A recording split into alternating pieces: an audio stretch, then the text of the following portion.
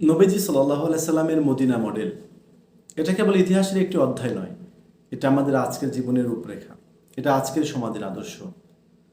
মদিনায় যে সমাজ তৈরি করেছিলেন তিনি, সে সমাজ ছিল ন্যায়ের, সমতার, শান্তির। একটি রাষ্ট্র যেখানে ইসলামিক নীতিতে প্রশাসন, আইন, অর্থনীতি, সামাজিকতা সবই পরিচালিত হতো। এটা ছিল সেই স্বপ্ন যেখানে মুসলিম, ইহুদি, খ্রিস্টান সব জাতি একত্রে শান্তিতে বসবাস করত।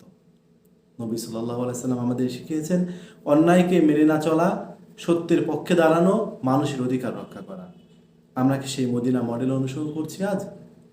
আর যখন বিভাজন, যুদ্ধ, অশান্তি আমাদের চারপাশে, আমরা কি সেই আদর্শে ফিরে যাব না, যেখানে মদিনা ছিল শান্তির সন্ত্রস্ত?